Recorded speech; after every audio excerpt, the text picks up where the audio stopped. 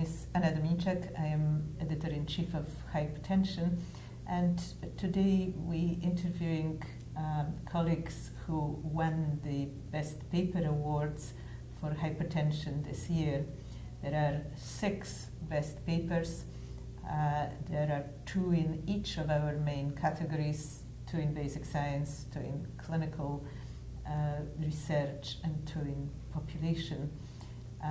And today we're talking about the population paper from Norway, a very interesting work that looked at offspring of patients who had hypertension in pregnancy.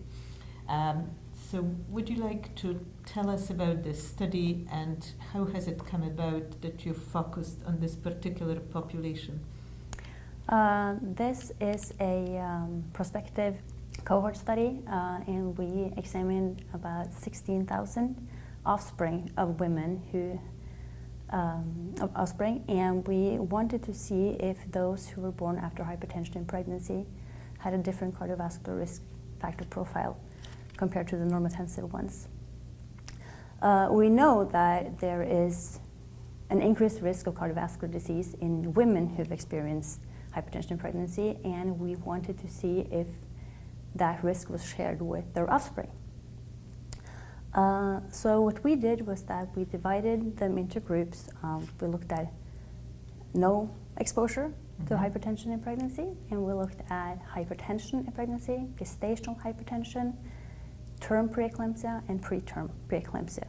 So do you want to explain the terms of term and preterm preeclampsia, because not everybody might be familiar with this? Of course. Preterm preeclampsia is when you have hypertension and proteinuria before week 37, and term preeclampsia is when it's imposed on the woman after or on week 37. So what the results, what's the most exciting results from this paper? Well, first of all, the interesting is that yes, the children do share an increased risk of cardiovascular disease later in life. Our group was on average 29 years old, so they're still young people. So I guess the differences could possibly be larger if we'd studied them when they were older. Yeah. They have an increased, if you are born or exposed to hypertension in pregnancy, you have an increased risk of higher blood pressure, you have an increased risk of higher BMI, you have an increased risk of a larger waist circumference, and if you're born after term preeclampsia, you also have an increased risk of higher non-HDL cholesterol.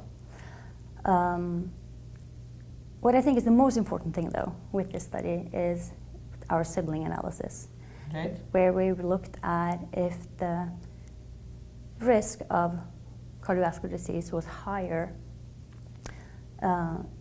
in those exposed to preeclampsia or hypertension in pregnancy, or if their sibling who had a mother who has had hypertension in pregnancy but not with this pregnancy.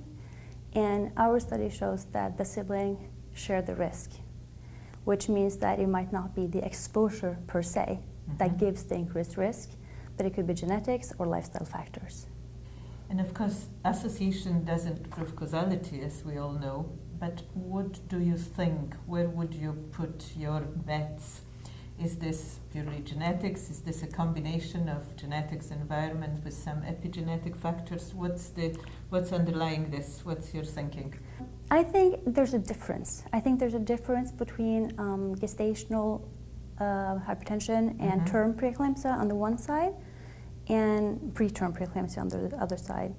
My studies and my work can't prove that, or I don't have any evidence to that, but I'm thinking that it would be important to look at the differences to see when are immunological causes more important, and when is BMI and waist circumference more important.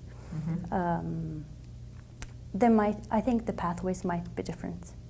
Okay, so what's your next study? If you have an opportunity to follow up this, what would be your next ideal study to design to answer some of these questions? In our study, we only had 27 with preterm preeclampsia, so we didn't have the power to show anything.